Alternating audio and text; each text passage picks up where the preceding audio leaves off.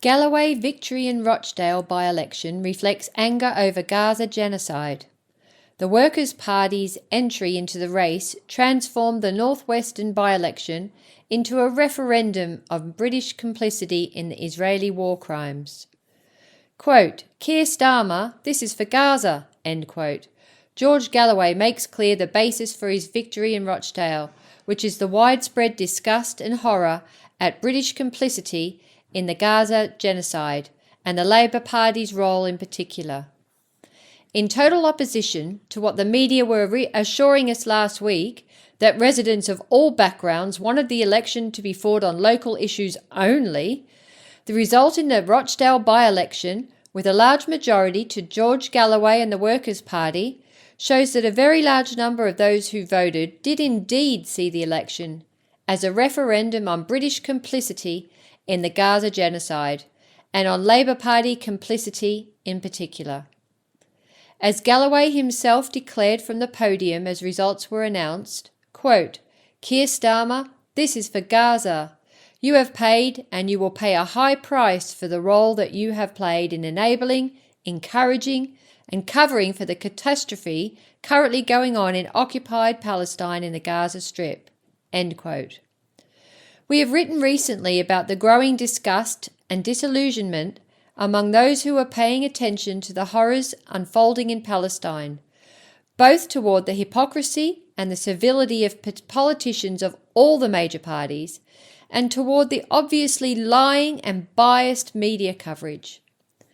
This in turn is putting pressure on the politicians and media to at least look as if they are doing something to end the genocide. But this need is in strong contradiction with the ruling class's primary agenda of supporting Israel no matter what and facilitating its genocidal war, which is also a struggle for the survival of imperialism's settler colonial project in the Middle East. Hence the ongoing chaos in the mother of all parliaments when anything even slightly approaching a meaningful debate or vote looks likely to take place, and this despite the toothless natures of such a vote in practice. It is very much to be hoped that George Galloway will use his new position to highlight these behind-the-scenes manoeuvrings, the hypocrisy and control built into arcane parliamentary procedures, and the multitude of other ways in which British democracy works to prevent the will of the people being expressed. We hope also that he will add his voice to those calling for an end to every aspect of complicity in Israeli war crimes, which are also British and US war crimes. An election over issues that matter.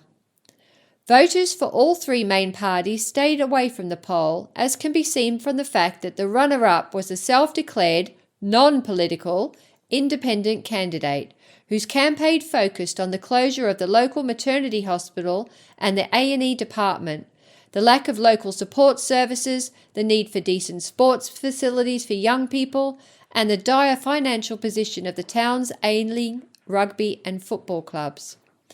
In general, while the issue of local services and facilities are what really matter to most workers, the conversation during general elections tends to be dominated by the narrative of Tory versus Labour, as painted in the corporate press, with very little space for local campaigners or small parties to break through, and all main parties issuing leaflets in which they promise to fix local problems if elected, and are not heard from again until another election cycle comes around. It is worth noting that in 2019 general election, 90% of Rochdale's votes went to the three main parties, while in yesterday's by-election, with anger and disgust at all three reaching all-time highs, Labour, Tories and Lib Dems together received just 27% of a low turnout vote. By-elections are well known for being places where the electorate vents its frustration at the actions of unpopular governments or unpopular sitting parliamentarians. But to hit an unpopular government and unpopular opposition at the same time is quite something. The fact that not a single one of the mainstream bourgeois parties was the beneficiary of Labour's internal chaos over Gaza speaks volumes. Workers' alienation from electoral politics deepening. The very low turnout, just 39%, also indicates that the steady growth of disenfranchisement and cynicism among working class people continues, a trend that is made up in equal parts of distrust of electoral politics in general and disgust with the Labour Party in particular. As the war drive accelerates and the economic crisis deepens, Keir Starmer will struggle to find ways to re-stabilise his base in the coming months, and will no doubt be hoping that in most of the country, those who have come to hate and despise his party simply do not go to the polls at all. We can expect a doubling down on anti-immigrant rhetoric across the corporate media and from politicians of all the major parties as they scramble for the votes of Middle England, while working hard to keep workers blaming one another for the problems created by the monopoly capitalist system of production for profit. Meanwhile, it is the job of socialists to help workers understand the true cause of their problems so that they can organise themselves on a revolutionary program that will deliver not only election upsets but systematic change, to move on from protesting against one war to building the kind of movement that can put an end to the bloodthirsty, warmongering system of imperialism in its entirety.